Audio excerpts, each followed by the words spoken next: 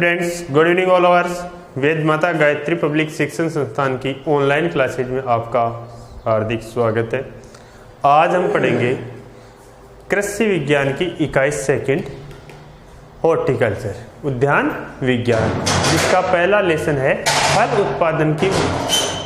उत्पादन का महत्व, वर्तमान स्थिति और भविष्य। अब देखो, फल उत्पादन का महत्व क्या है, इसके बारे में हम थोड़ी विस्तृत चर्चा करते हैं। इसके लिए एक बार थोड़ा सा एक्टिव पोजीशन में रह करके बैठो सभी। तो देखो, फल उत्पादन का जो महत्व है, देखिए हमारे को फलों से हमें कौन कौन से मिनरल्स और कौन कौन से विटामिन वगैरह हमारे को मिलते हैं, उनसे हमें कौन कौन से लाभ प्राप्त हो रहे हैं, कि उन फलों से हमें कौन कौन से लाभ प्राप्त होते हैं, उनसे किस आधार पर हम कह सकते हैं, यानी कि हाँ, क्या ऐसी स्थितियां हैं जिसके आधार पर हम फलों का उत्पादन, या कौन से फल खाएं जिससे हमारे को शरीर की तंदुरुस्ती बनी रहे।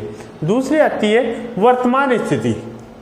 वर्तमान स्थिति के बारे में पता है, यानी कि वर्तमान स्थिति के बारे में हम कह सकते हैं, यानी कि अभी जो स्थिति चल रही है कि हमें फलों का उत्पादन कितना है, उनका उपयोग खपत कितनी हो रही है, उनसे हमें कितनी जीडीपी प्राप्त होती है, कौन कौन से फलों का कितना था, कौन से स्थान पे किसका उत्पादन है, भारत का विश्व में फल उत्पादन में कौन सा स्थान है विश्व, और कौन कौन से फलों में प्रथम स्थान है, या फिर मान लो कि ऐसा कि कौन से फलों का उत्पादन राजस्थान में होता है या अन्य देशों में होता है। भविष्य कि फलों के उत्पादन के तौर पर आगे के, अभी वर्तमान को देख करके हम भविष्य का पता लगा सकते हैं, यानी कि अभी हमारी स्थिति कैसी है फल उत्पादन में, साथ ही आगे चल करके हम क्या इनसे हमारे को लाभ प्राप्त होने वाले हैं। तो बेटा थोड़ा सा इसके अंदर वैसे लिखो, हिंदी में लिख लो, वैसे डायरेक्टली लिखो, भारतीय संस्कृति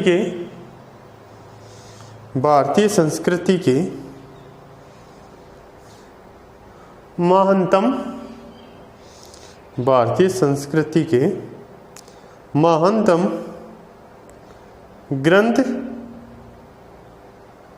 महानतम ग्रंथ रामचरितमानस में फल उत्पादन का महत्व दर्शाया गया है। फल उत्पादन का महत्व दर्शाते हुए तुलसीदास जी ने फल उत्पादन का महत्व दर्शाते हुए तुलसीदास जी ने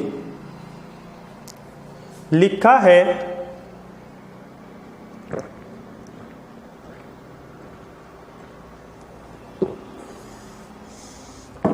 तुलसीदास जी ने लिखा है,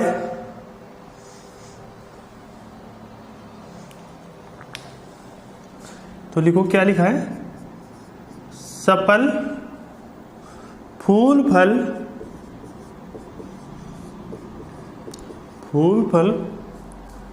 कदली रसाला, सफल फल फूल कदली रसाला, रोपे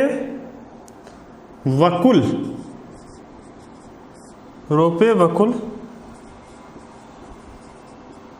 कदम्ब तमाला।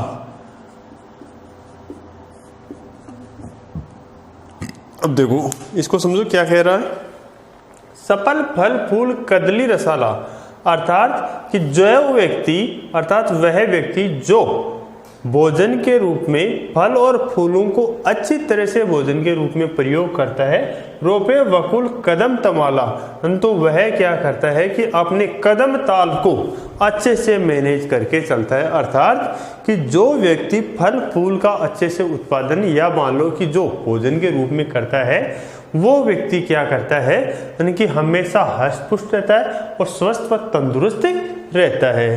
आगे लिखो, फल वृक्ष स्थान की सुंदरता बढ़ाने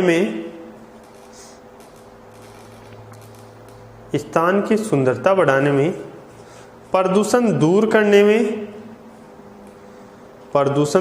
करने में, भूमि का क्षरण रोकने में, भूमि का क्षरण रोकने में, उर्वरा शक्ति बढ़ाने में, उर्वरा शक्ति बढ़ाने में, प्रति इकाई अधिक उत्पादन, प्रति इकाई अधिक उत्पादन, अधिक आय, अधिक उत्पादन, अधिक आय, मानव रोजगार दिवस, मानव रोजगार दिवस सर्जन के साथ साथ, सर्जन के साथ साथ स्वास्थ्यवर्धक, स्वास्थ्यवर्धक औषधीय गुणों से, औषधीय गुणों से परिपूर्ण, परिपूर्ण लुभावने वाले, लुभावने वाले फल हमें, फल हमें उपलब्ध करवाते हैं, उपलब्ध करवाते हैं, फल हमें उपलब्ध करवाते हैं। तो देखो फल वृक्षों से क्या क्या होता है कि एक तो हमारे स्थान की सुंदरता की, जहाँ पे फल वृक्ष लगे होते हैं उस स्थान की सुंदरता क्या होती है, ऑटोमेटिकली बढ़ जाती है। दूसरा क्या करता है कि जहाँ पे फल वृक्ष रहेंगे वहाँ पे पोल्यूशन कम रहेगा, पोल्यूशन की मात्रा कम हो जाती है। जिस भूमि के अंदर हम फलों वृक्षों का रोपण अधिक होगा उस भूमि में क्या होता है, मृदा का कटाव कम हो जाता है। तीसरी आती है उर्वरा शक्ति, मतलब कि उनसे जो पत्तियां होगी वो कार्बनिक खाद के रूप में प्रयुक्त होती है। भूमि में पत्ती वगैरह उनके फलों के अवशेष वगैरह रहेंगे तो क्या होगी, मृदा में ह्यूमस की मात्रा बढ़ेगी, अर्थात कार्बनिक खाद की मात्रा बढ़ जाती है। प्रति इकाई मतलब कि जैसे मान लो कि एक क्षेत्र में 2000 रुपये, 2 बीघा में 5000 रुपये प्रति इकाई क्षेत्रफल बढ़ रही है, वो हमारी उत्पादन हो रहा है, तो वहाँ पे हमारे को 2000 की जगह 5000 इकाई का उत्पादन हमारे को सालाना अवश्य मिल सकता है। मान अधिक आय, अगर उत्पादन अधिक होगा तो आय भी हमारे को क्या होगी, अधिक होगी, क्योंकि जितना माल हम उत्पादन करेंगे जितना बेचेंगे उतना ही हमारे को अच्छा मिलेगा। आगे आता है मानव रोजगार सर्जन दिवस। जैसे मान लो कि गेहूं की खेती में हमारे को लगभग 60 दिन का रोजगार मिलता है, गेहूं की खेती में अधिकतम माने तो 80 दिन का रोजगार या 90 दिन का रोजगार मान लो। जैसे मान लो कि नवंबर दिसंबर में बुआई करते हैं तो दिसंबर जनवरी और फरवरी मार्च में उनकी कटाई कर दी जाती है, लगभग 90 या 95 100 दिनों के समथिंग मिलती है। जैसे साधारण फसल हम बोए जैसे गेहूं, सरसों, गेहूं, बाजरा वगैरह, तो हमारे को 210 या 220 दिन के रोजगार की उपलब्धता मिलती है। लेकिन फल वृक्षों के अंदर हमारे को लगभग क्या मिलती है, 300 के समथिंग रोजगार दिवस प्राप्त होते हैं। तो हमारे को क्या होता है, अधिक रोजगार दिवसों का उपलब्ध होता है। स्वास्थ्यवर्धक फल वृक्ष, फल वगैरह खाएंगे तो हमारी बॉडी को क्या मिलेगी, न्यूट्रिएंट्स की मात्रा मिलेगी। बॉडी को न्यूट्रिएंट्स की मात्रा मिल रही है तो उससे क्या होगा, हमारी बॉडी में अनेक पोषक तत्व प्रेजेंट रहेंगे जो हमारे को क्या रहेंगे, रोगों से लड़ने में सहायता करेंगे। रोगों से लड़ने में सहायता करने के साथ साथ ही क्या करता है, हमारे स्वास्थ्य सही रहेगा। औषधीय गुणों से परिपूर्ण, जैसे मान लो कि बील वगैरह है तो ये क्या है, जैसे मान लो बील है, केला है, अंगूर है, चीकू है, संतरा है, ये सभी क्या है हमारे को औषधीय गुणों से भरपूर होने के कारण भी मिलते, हमारे को क्या मिलेंगे, औषधीय तत्व हमारे को मिलते रहेंगे। तो ये क्या होते हैं, हमारे को अच्छे से मिलते हैं। आगे देखो, तो देखो भारत के अंदर कौन कौन से फल वृक्षों की खेती प्राचीन काल से होती आ रही है। तो देखो भारत में, अगली लाइन में, भारत में बेर, आम, आंवला, नारियल, खजूर, अंजीर आदि की खेती, आदि की खेती प्राचीन काल से चली आ रही है, जिनका विवरण प्राचीन पुस्तकों में देखने को मिलता है, प्राचीन पुस्तकों में देखने को मिलता है। प्राचीन पुस्तकों में देखने को मिलता है।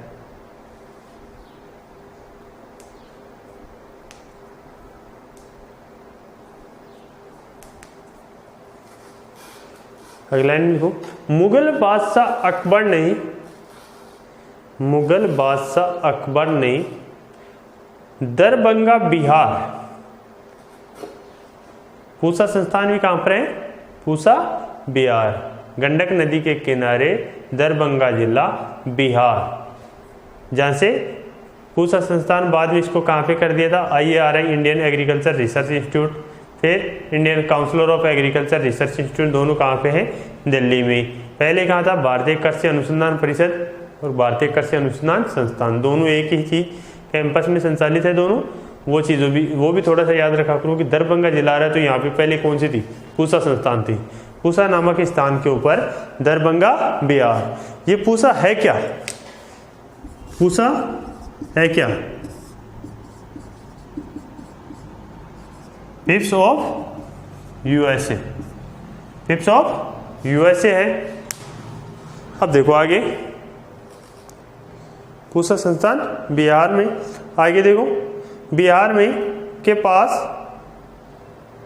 1 लाख आम के पौधे लगाए थे, 1 लाख आम के पौधे लगाए थे तथा विभिन्न यूरोपीय यात्रियों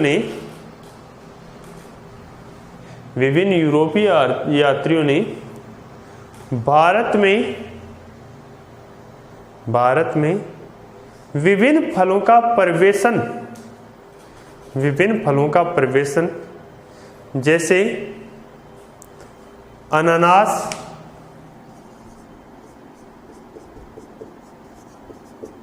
आलू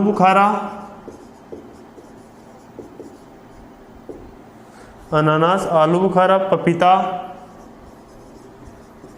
चीकू, एवोकेडो,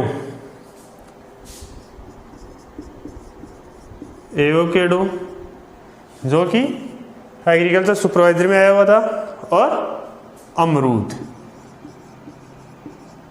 की सर्वाधिक जो है साइट्रिक अम्ल की मात्रा किसमें पाई जाती है? आंवले के बाद में, आंवले से पहले सर्वाधिक विटामिन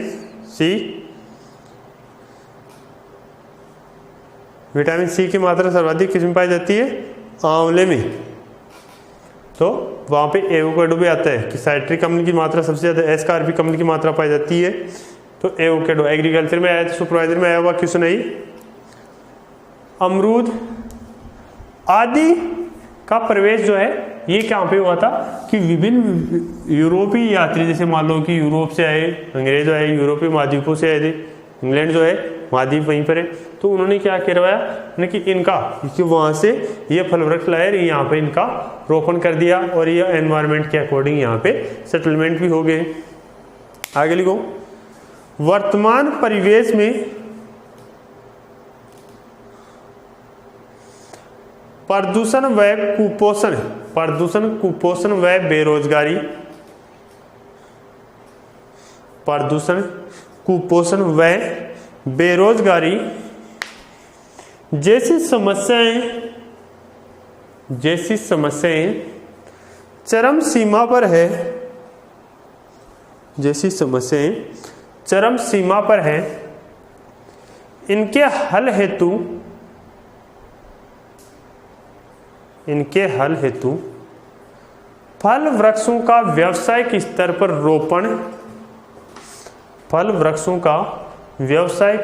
रोपण, व रखरखाव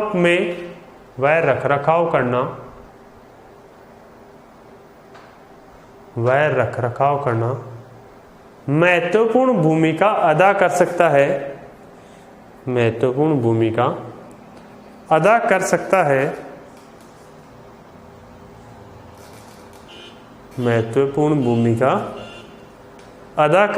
है। अगला लाइन लिखो, स्वतंत्रता के बाद 3 पंचवर्षीय योजनाओं के उदारीकरण 3 पंचवर्षीय योजनाओं में उद्यानीकरण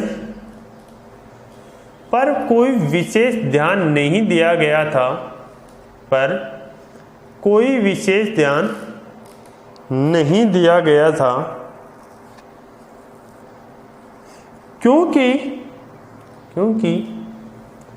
उस समय खाद्य संरक्षण की अनिवार्यता, खाद्यान्न आत्मनिर्भरता, ऐसा करो, खाद्यान्न आत्मनिर्भरता की अनिवार्यता प्रमुख थी। खाद्य आत्मनिर्भरता की अनिवार्यता प्रमुख थी। अतः देश में फल उत्पादन पर विशेष जोर, अतः देश में फल उत्पादन पर विशेष जोर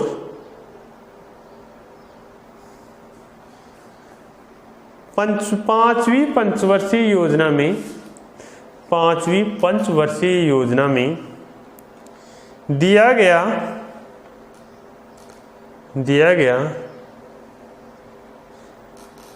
इसी के तहत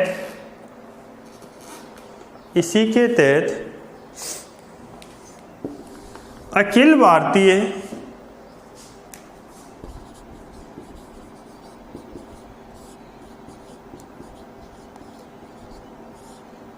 भारतीय समन्वित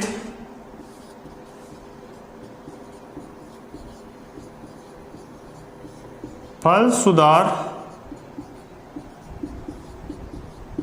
योजना 1971, अखिल भारतीय समन्वित फल सुधार परियोजना, यह योजना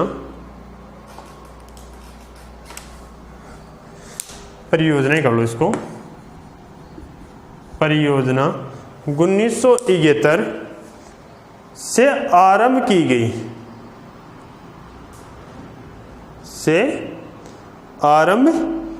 गई, जिसका मुख्य उद्देश्य राज्य व केंद्र सरकार साथ मिलकर फसल उत्पादन में आने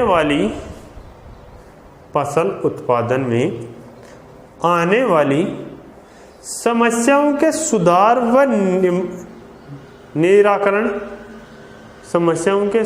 व निराकरण कर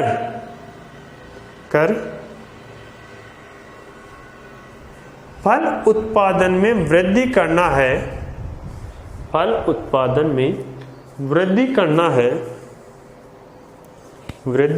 है।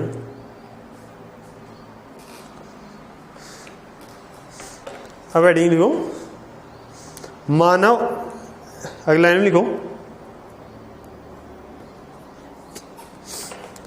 फल उत्पादन के महत्व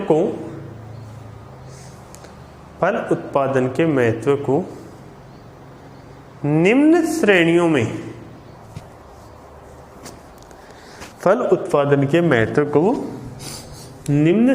में समझ सकते हैं। निम्न श्रेणियों में बांटा गया या निम्न श्रेणियों में बताया गया है।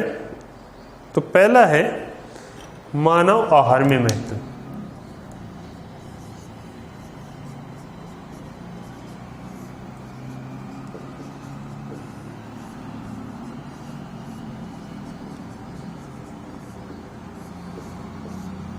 मानव आहार में महत्व। अब देखो मानव आहार में क्या महत्व है, मानव आहार में क्या महत्व है, किस प्रकार से इनका महत्व को हम समझ सकते हैं कि आहार में भोजन के रूप में इनका क्या महत्व रखा गया है। तो देखो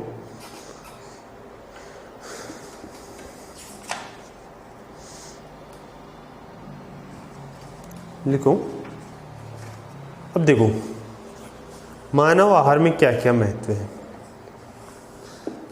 लिखो, रोजमर्रा की जिंदगी में चुस्त व दुरुस्त रहने के लिए,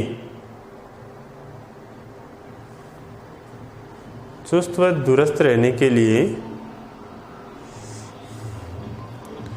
तथा बीमारी के बाद, तथा बीमारी के बाद कमजोरी के निवारण हेतु, कमजोरी के निवारण हेतु फलों से मिलने वाला पोषण, फलों से मिलने वाला पोषण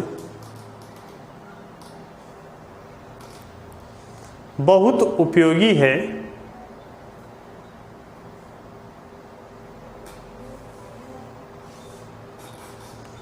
बहुत उपयोगी है। आगे लिखो, अब 1 नंबर आगे लिखो, मौसमी फलों में उपस्थित, मौसमी फलों में उपस्थित पोषक तत्व, खनिज लवण, मौसमी फलों में उपस्थित पोषक तत्व, खनिज लवण और विटामिन, और विटामिन हमारे शरीर में रोग प्रतिरोधक क्षमता बढ़ाते हैं, हमारे शरीर में रोग प्रतिरोधक क्षमता बढ़ाते हैं,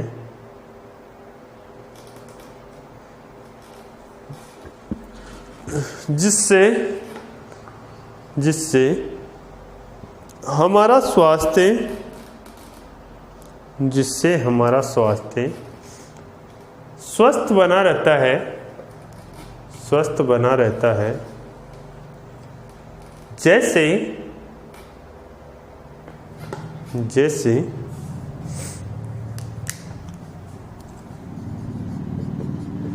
पीले रंग के फलों में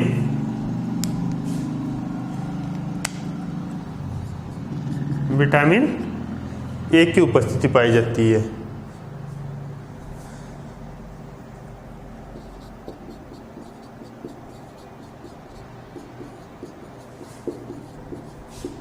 रंग बिरंगे फलों में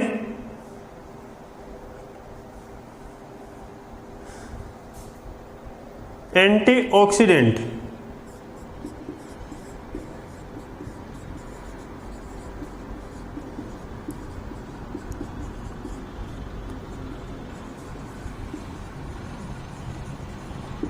एंटीऑक्सीडेंट पदार्थ की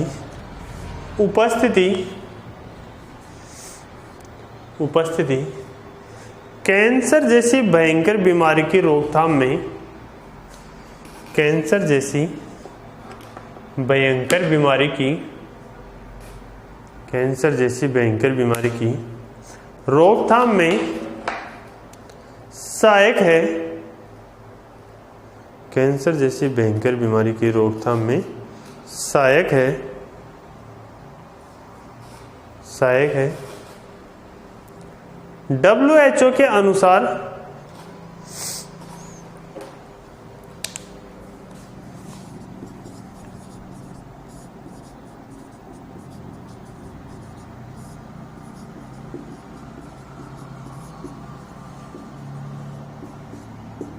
WHO के अनुसार प्रति व्यक्ति को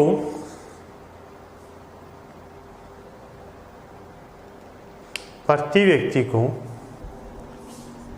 90 से 110 ग्राम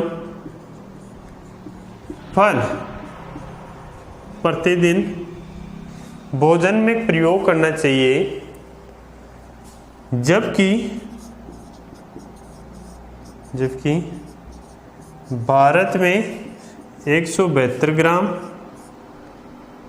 प्रतिदिन व राजस्थान में 25 ग्राम प्रतिदिन,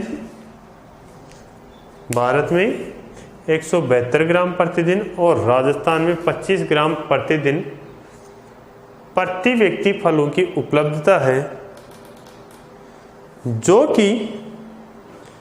कि विकसित देशों की तुलना में, जो कि विकसित देशों की तुलना में काफी कम है, काफी कम है। जैसे जैसे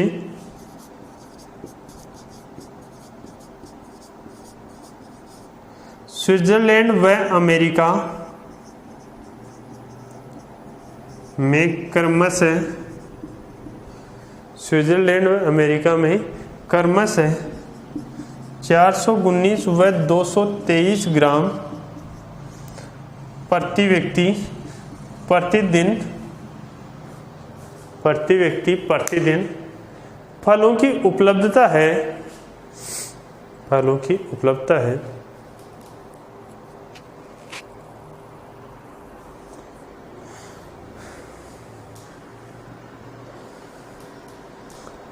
आगे लिखो 2025 तक भारत की जनसंख्या 135 करोड़ तक हो जाएगी। इसलिए प्रतिदिन 95 मिलियन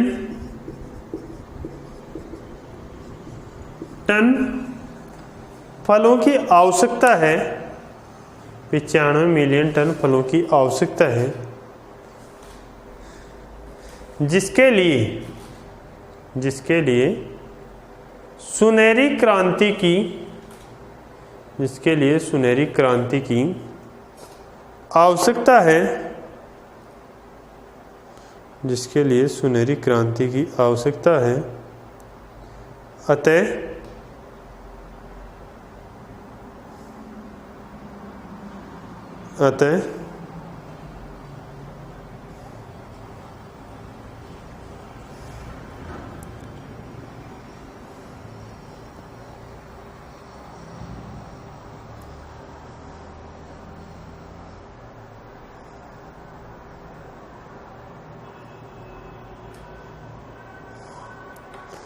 अतः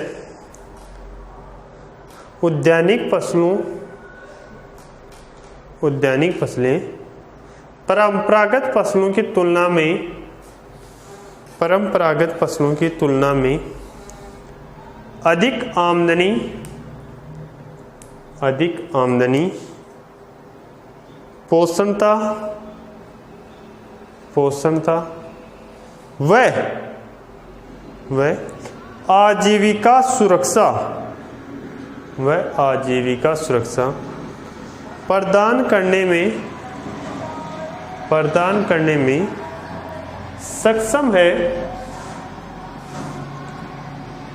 करने में सक्षम है।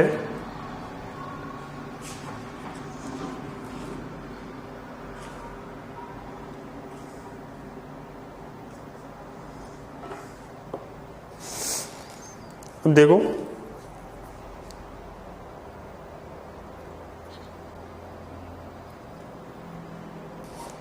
सारणी बनाओ।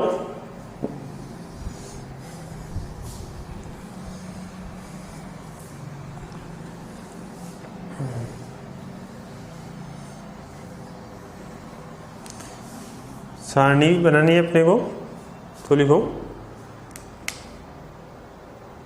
पोषण महत्व,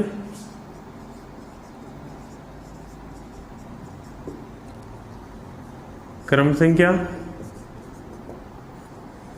विटामिन, कमी के लक्षण लिख लो और स्रोत। समझ रहे हो? कमी के लक्षण और स्रोत। पहला है कैरोटीन, विटामिन, पहला है कैरोटीन।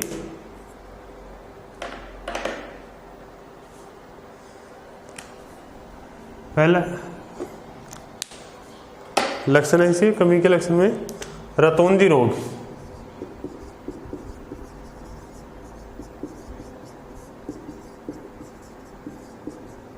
रतौंधी रोग का होना। दूसरा है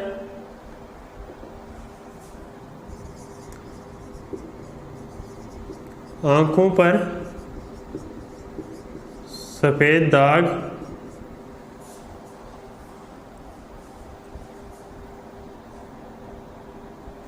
आंखों पर सफेद दाग व कॉर्निया का कमजोर हो, कॉर्निया का कमजोर व मुलायम पड़ जाना।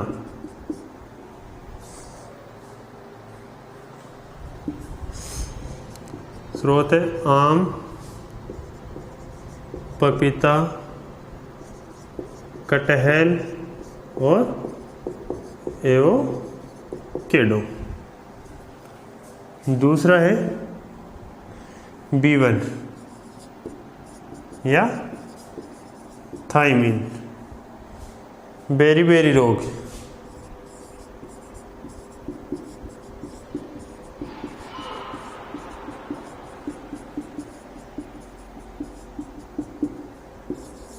बेरी रोग का होना।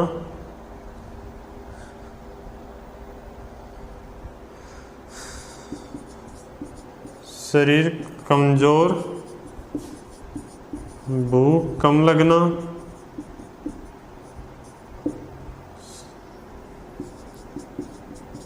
आदि। स्रोत है काजू, बादाम, अखरोट, केला और सेब, केला सेब। तीसरा है vitamin C, vitamin B2, riboflavin,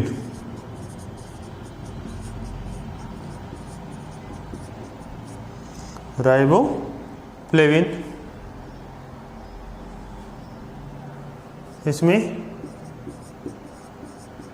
pellagra रोग,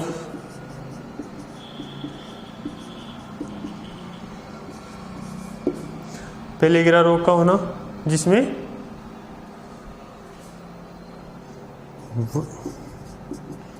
वजन का कम होना तथा त्वचा मोटी व बदरंग हो जाना। बेल, लीची, पपीता, बेल, लीची, पपीता,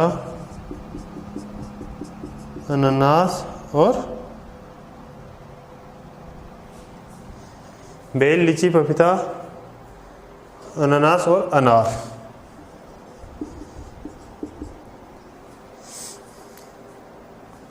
चौथा है विटामिन सी, एस्कार्बिक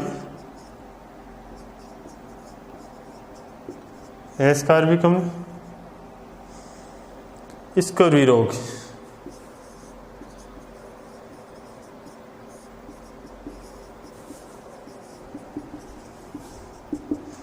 इसमें लक्षण होते हैं मसूड़ों से खून का आना, मसूड़ों से क्या होते हैं? खून का आना और जख्म देरी से बढ़ना।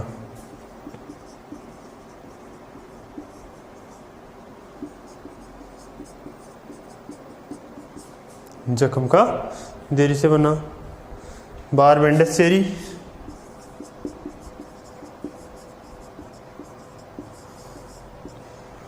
बारबेंडस चेरी, आंवला, अमरूद, बेर, नींबू, आंवला, अमरूद, बेर, नींबू प्रजाति फल।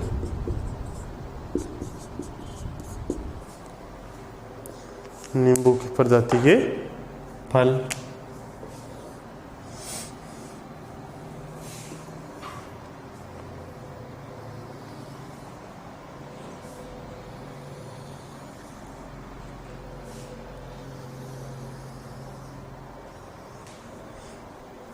लिख लो फटाफट।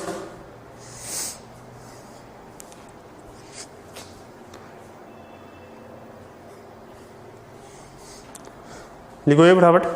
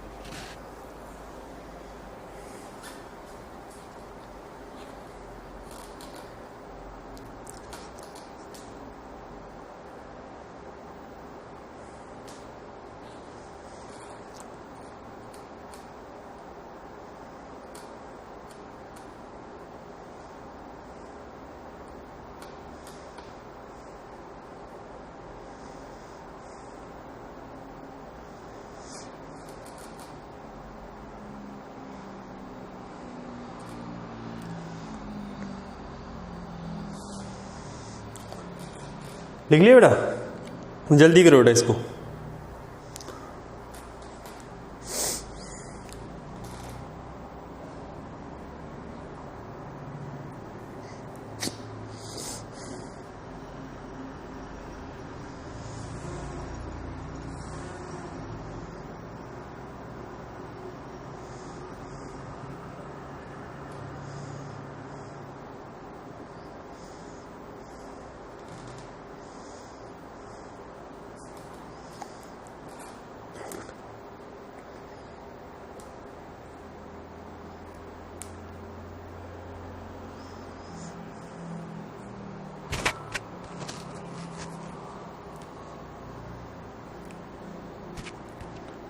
देखो पहला है केरोटीन। केरोटीन कौन सा रोग होता है? रतौंधी रोग। इसका स्रोत कौन सा है? आम, पपीता, कटहल और एवोकेडो। दूसरा है विटामिन बी1 थायमिन, बेरी रोग होता है। काजू, बादाम, अखरोट, केला और सेब जो है इसके स्रोत है।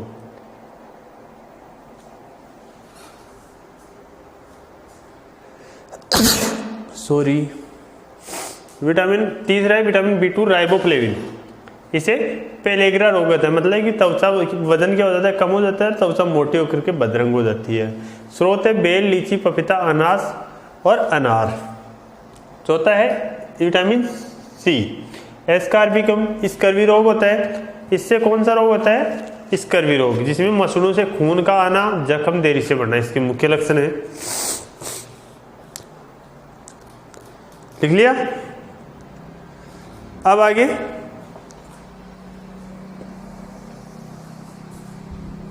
का देखते हैं। 5 नंबर पे 5 में देखो विटामिन क्या है? Vitamin D.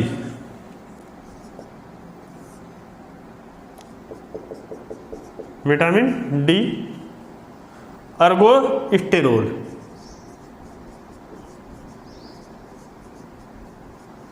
अर्गो कौन सा है? स्टेरोल। लक्षण क्या है? रिकेट्स और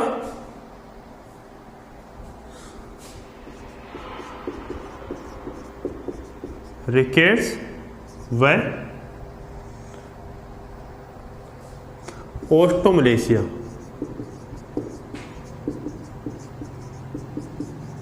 ओस्टोमलेशिया जिसे क्या कहते हैं? सूखा रोग। ओस्टोमलेशिया। हड्डियां की संरचना में मजबूती कम।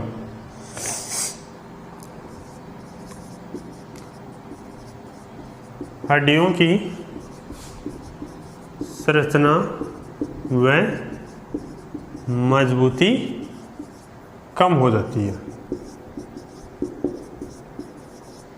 हड्डियों की संरचना और क्या मजबूती क्या हो जाती है? कम हो जाती है। स्रोत बारबेंडस चेरी, यही स्रोत इसके ऊपर लिख देना। छठवां है राइबोफ्लेविन, विटामिन ई, फाइलोक्विन, फाइलोक्विनोन। लक्षण है प्रजनन क्षमता में कमी, प्रजनन क्षमता में कमी या बांझपन।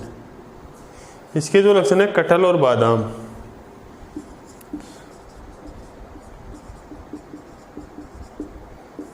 कटहल और बादाम लिख लो फटाफट, ताकि खनिज लवण का टेबल और बनाए हम।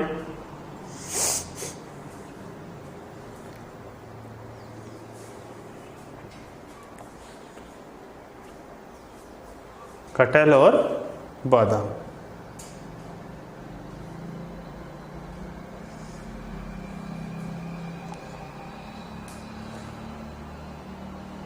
लिख लो जल्दी से। देखो विटामिन डी है, अर्गोस्टेरॉल, कौन सा रोग होता है, रिकेट्स और ओस्टोमलेशिया, मतलब कि जिसको क्या कहा जाता है, सूखा रोग भी कहा जाता है। इसमें क्या होती है, हड्डियों की संरचना और मजबूती दोनों ही क्या हो जाती है, कमजोर हो जाती है। स्रोत है बारबेंडा, चेरी, आंवला, अमरूद, बेर और नींबू, बेरी और नींबू प्रजाति के फल, खट्टे फल आते हैं। छठवां आता है ई, फाइलोक्विनोन, विटामिन ई, फाइलोक्विनोन। इसमें ये होता है कि प्रजनन क्षमता में कमी या बांझपन आ जाता है। तो इससे कौन सा स्रोत है, कटहल और बादाम इसका जो है मुख्य स्रोत है। कटहल और बादाम जो है वो क्या है, इसके मुख्य स्रोत। नेक्स्ट देखो, लिख लिया। अब देखो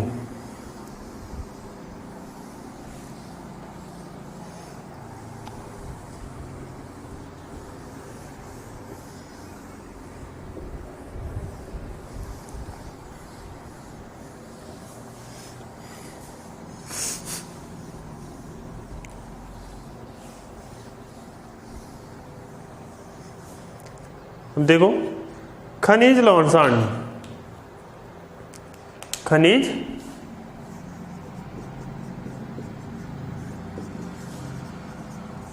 लवण की जो सारणी है वो याद करना है आपको। इधर खनिज लवण, कमी के लक्षण और स्रोत, कमी के लक्षण और स्रोत। तो देखो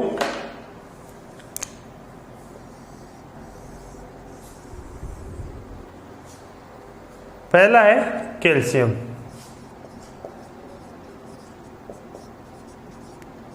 कैल्शियम, इसकी कमी से क्या हो जाती है, हड्डियों में दांत क्या हो जाते हैं,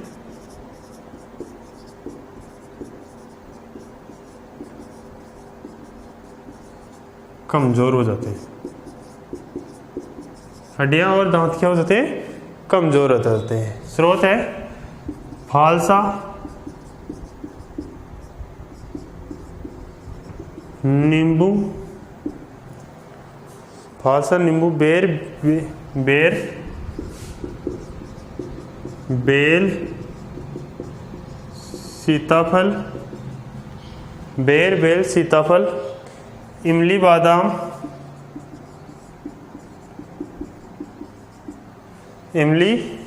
बादाम, लीची, अंजीर, अमरूद, लीची, अंजीर और अमरूद। समझ गए। दूसरा है आयरन, लोहा तत्व, खून की कमी, एनीमिया रोग,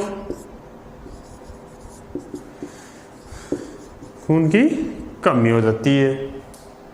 करौंदा, खजूर,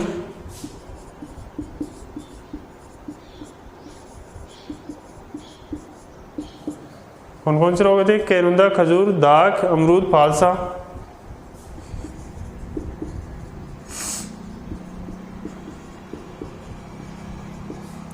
दाक, अमरूद, फालसा, अंजीर, चीकू।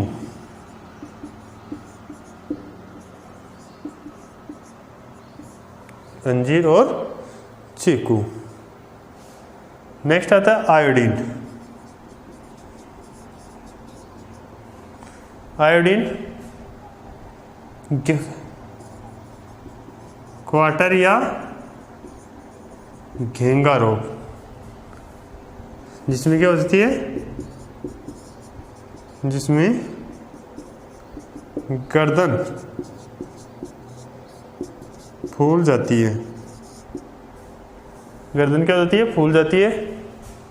क्या है स्रोत, जामुन और केर। जामुन और केर। नेक्स्ट आता है फास्फोरस, हड्डियां कमजोर हो जाती है।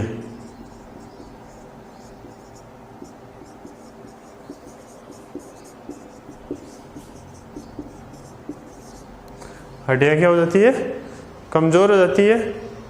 अनार, कटहल, आड़ू।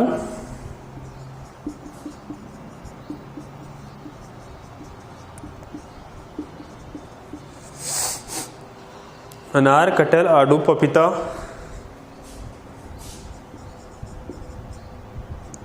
रसबरी। रसबरी संतरा को बोलते हैं बेटा, रसबरी। केच और काजू।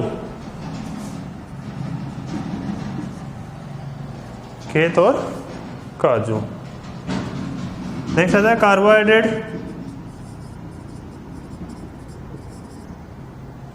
कार्बोहाइड्रेट शर्करा व स्टार्च के रूप में रहता है।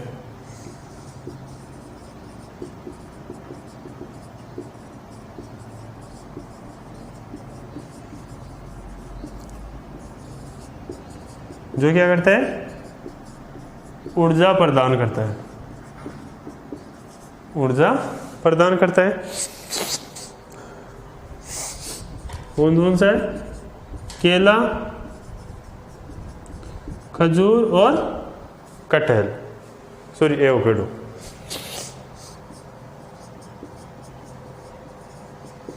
एवोकाडो लिखो ये फटाफट, ताकि इसमें आगे और लिखाएं फिर।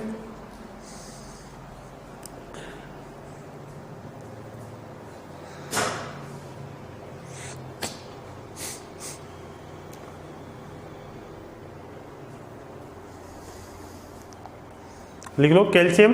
कैल्शियम क्या होती है, हड्डियां में दांत क्या हो जाते हैं, कमजोर हो जाते हैं। स्रोत है फालसा, नींबू, बेर, बेल, पपीता, सॉरी सीताफल, इमली, बादाम, लीची, अंजीर और अमरूद है।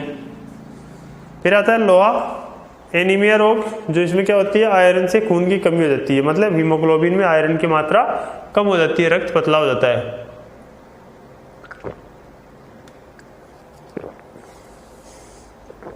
जिसमें कैरुंदा, खजूर, दाग, अमरूद, फालसा, अंजीर, चीकू। आयोडीन क्वाड्रेट यानी घेंगा रोग, जिसमें क्या हो जाती है, गर्दन फूल जाती है। जामुन और केर इसके मुख्य स्रोत हैं।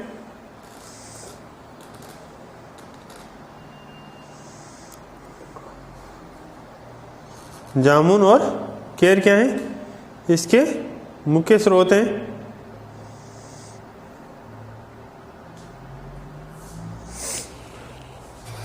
फास्फोरस, हड्डियां कमजोर हो जाती है। अनार, कटहल, आड़ू, पपीता, रसबरी। कार्बोहाइड्रेट शर्करा व स्टार्च के रूप में रहता है, जो क्या करता है, ऊर्जा प्रदान करता है। केला, खजूर और एवोकाडो इसके मुख्य स्रोत हैं।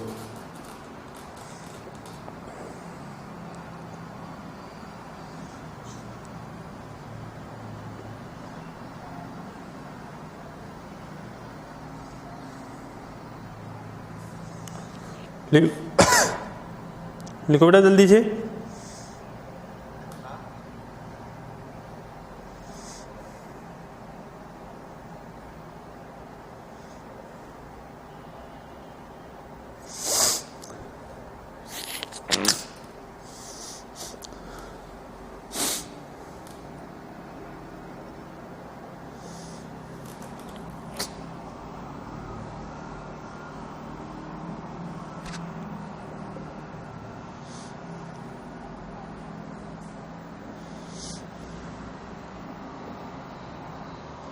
क्या छिपाने की कोशिश की?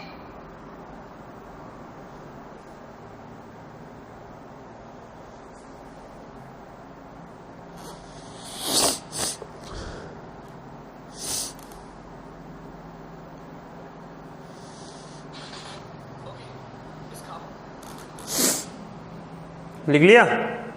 जल्दी करो बेटा। अब आ जाओ अगला।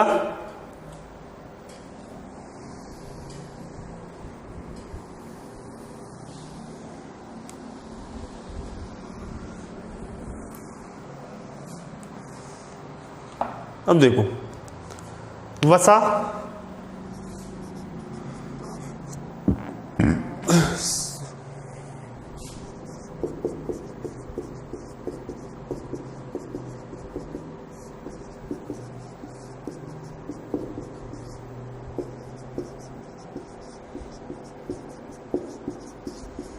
शारीरिक थकान और कमजोरी महसूस होती है, तो इसका स्रोत है अखरोट, बादाम, अखरोट, बादाम, खजूर और एवोकेडो।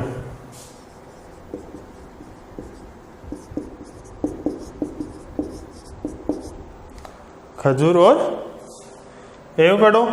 नेक्स्ट आता है प्रोटीन। प्रोटीन क्वाशियोकोर बीमारी हो जाती है।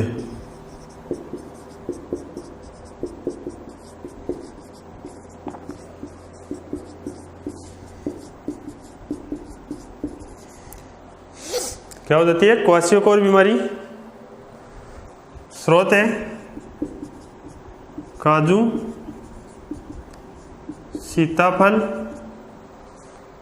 केला और एवोकेडो। केला और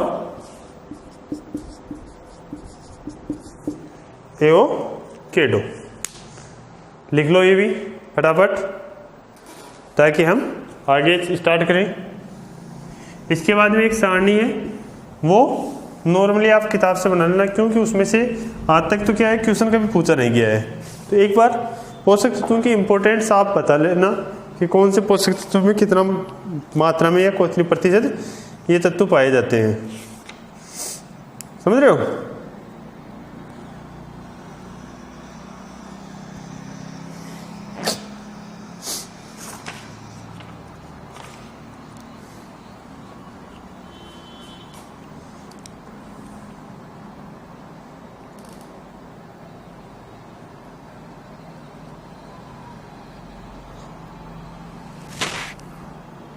अब देखो दूसरा आता है औषधीय महत्व। औषधीय महत्व। अब देखो लिख लिया? देखो औषधीय महत्व में क्या क्या है कि कौन कौन से औषधीय महत्व है। अभी ये जो सारणी थी ये औषधीय महत्व की, खनिज लवण की इंपॉर्टेंस की, ये सारणी इसी के अकॉर्डिंग आती है, तो मैंने पहले बनवा दी। नेक्स्ट लिख लो औषधीय महत्व। औषधीय महत्व में देखो तो लिखो प्राचीन काल से ही फलों का औषधि के रूप में प्रयोग किया जा रहा है। प्राचीन काल से ही फलों का औषधि के रूप में उपयोग किया जा रहा है। जैसे स्वास्थ्यवर्धक च्यवनप्राश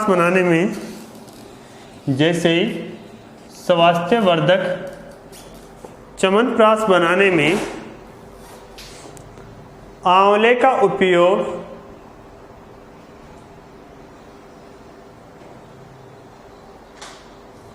तथा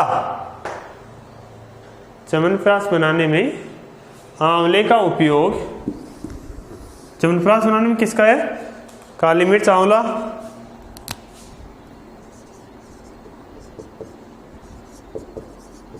च्यवनप्राश बनाने में आंवला प्रयोग में लिया जा रहा है, और त्रिफला चूर्ण बनाने में हरड़, ब्रेड और आंवले का प्रयोग किया जा रहा है।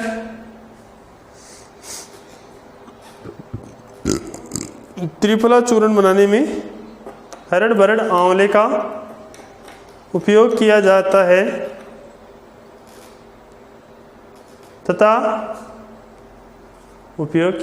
है तथा विभिन्न रोगियों को, विभिन्न बीमारियों के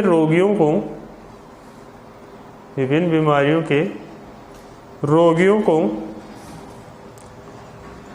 मौसम्बी व नारियल का पानी, मौसम्बी का जूस व नारियल का पानी, मौसम्बी का जूस व नारियल का पानी पिलाना हितकारी होता है, पिलाना हितकारी होता है। अतः विभिन्न फलों में विटामिन्स व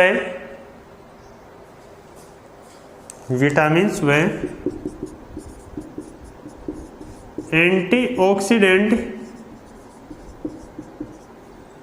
विटामिन्स व एंटीऑक्सीडेंट्स तत्व भरपूर मात्रा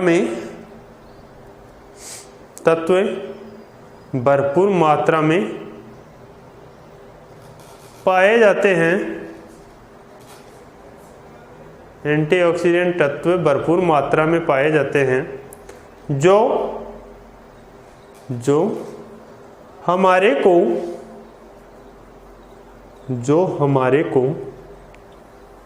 विभिन्न रोगों से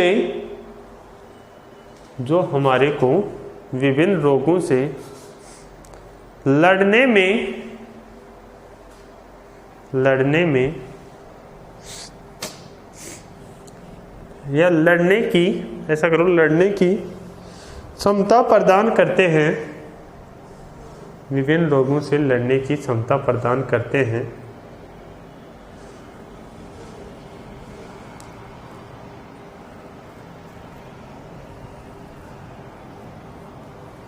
अगले लाइन में लिखो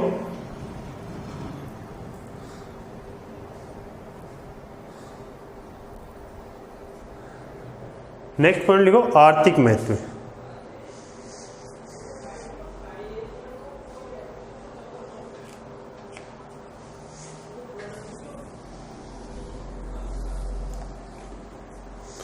आर्थिक महत्व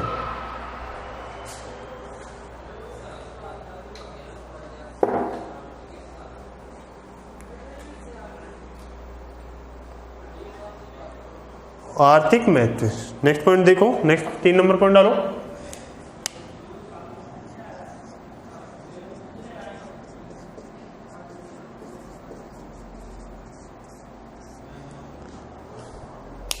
आर्थिक महत्व। अब देखो सारणी बना लो एक बार। फल या फसल और उत्पादन प्रति हेक्टेयर, किसमें? टन में। मूल्य और सकल आय, और क्या है? सकल आय।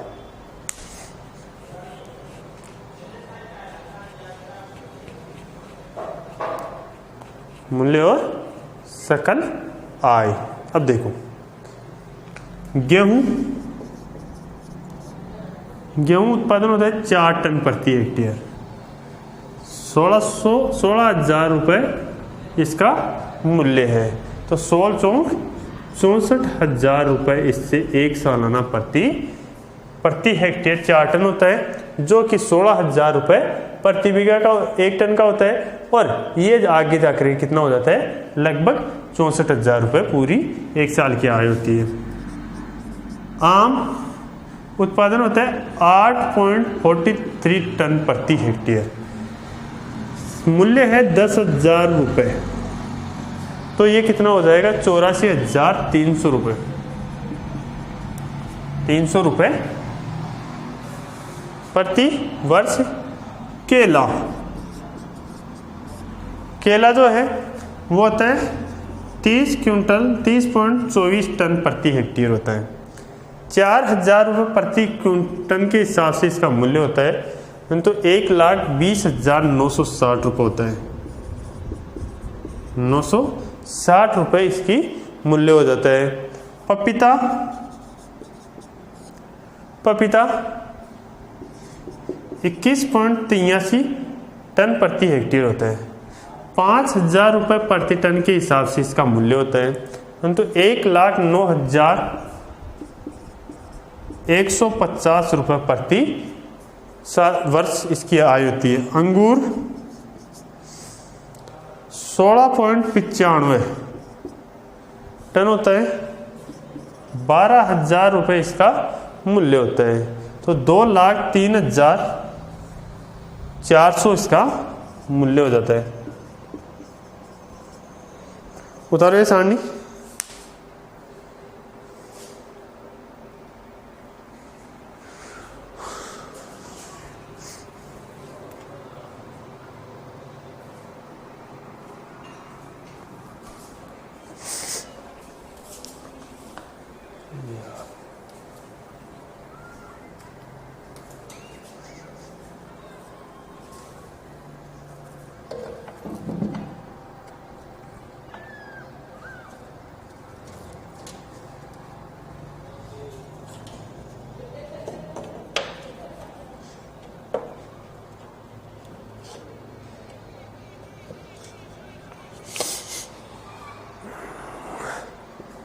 लिख लिया। तो देखो बेटा आर्थिक महत्व में, कि आर्थिक महत्व में क्या है, आर्थिक महत्व के अकॉर्डिंग देखो कि गेहूं से हमारे को 4 टन जो मूल्य हो रहा है, फसल से हमारे को गेहूं की फसल से 4 टन प्रति हेक्टेयर उत्पादन हुआ, 16,000 रुपये प्रति टन इसका मूल्य है। तो एक साल में हमारे को 64,000 रुपये की, लेकिन बाद में देखते हैं जैसे जैसे हमारे को उत्पादन बढ़ेगा वैसे वैसे इनका समर्थन मूल्य बढ़ता है। मतलब कि सकल आय सालाना में जो प्राप्त होने वाली आय होती है उसे क्या कहा जाता है, सकल आय। तो लिखो इसमें आगे,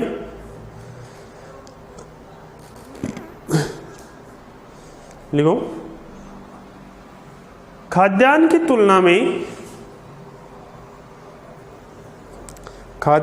तुलना में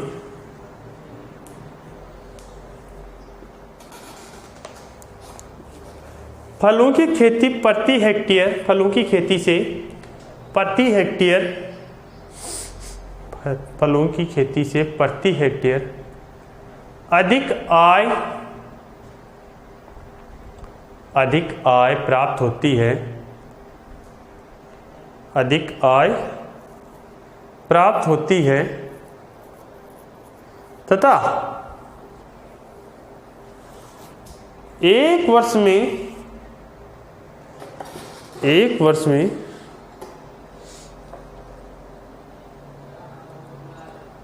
अधिक रोजगार दिवस भी प्राप्त होते हैं, रोजगार दिवस भी प्राप्त होते हैं।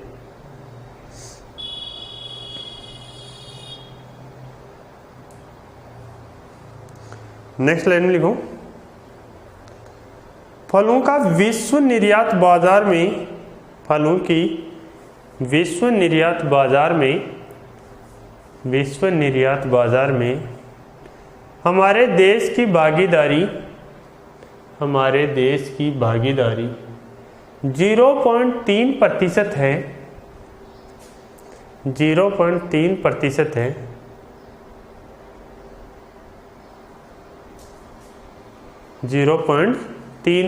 मतलब कि विश्व बाजार के अंदर जो निर्यात होता है वो भारत की हिस्सेदारी कितनी है, 1% से भी कहीं गुना कम है, मतलब कि 0.3% है। आगे लिखो, हमारे देश से होने वाले कुल बागवानी का निर्यात, कुल बागवानी के निर्यात में ताजे फलों का योगदान 11% है। ताजे फलों का योगदान 11% है, जिसमें से 60% आम व अंगूर का है, जिसमें से 60% आम व अंगूर का है।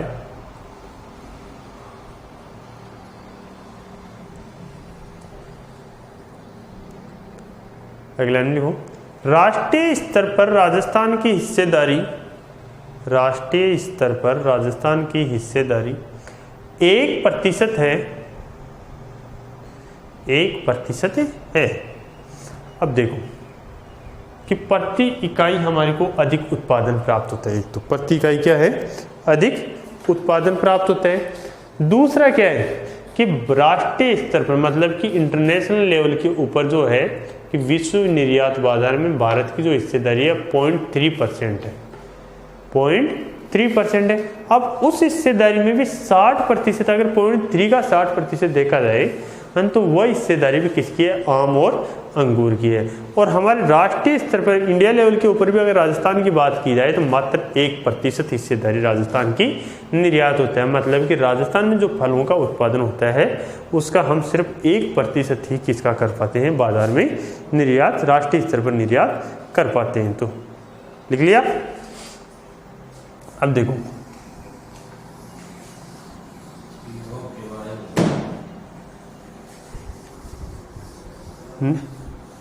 नेक्स्ट देखो,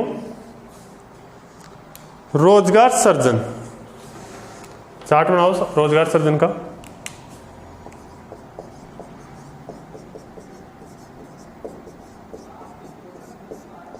रोजगार सर्जन तो सारणी बना लो, क्रम संख्या, कृषि व्यवसाय और मानव दिवस प्रति हेक्टेयर। तो लिखो 1 नंबर पे खाद्यान्न फसलें, 2 नंबर पे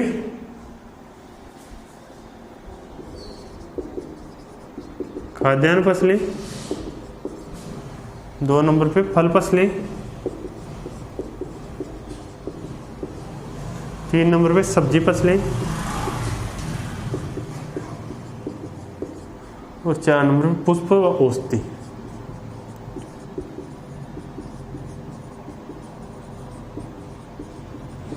औषधि फसलें। रोजगार सर्जन लिख लो 143, 860, 912 और 547।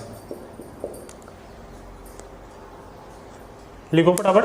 रोजगार सर्जन की मनुष्य को प्रति वर्ष कौन कौन सी फसलों के अंदर कितना का रोजगार सर्जन प्राप्त होता है, मतलब कि कितने दिन का रोजगार प्राप्त हो रहा है। कृषि खाद्यान्न फसलें जो होती है, जैसे मान लो कि गेहूं, जौ, बाजरा, ज्वार वगैरह है, उसमें हमारे को 143 दिन का रोजगार हमारे को सालाना प्राप्त होता है। दूसरी होती है फल फसलें, उसमें 860 दिन का हमारे को रोजगार फसलें प्राप्त होती है। सब्जी की फसलों में 912 दिन का रोजगार प्राप्त होता है और पुष्पीय फसलें या औषधीय फसलें होती है उसमें 547 दिन का रोजगार प्राप्त होता है। और अब आगे जो नेक्स्ट टॉपिक है उसके ऊपर हम नेक्स्ट क्लास में चर्चा करेंगे।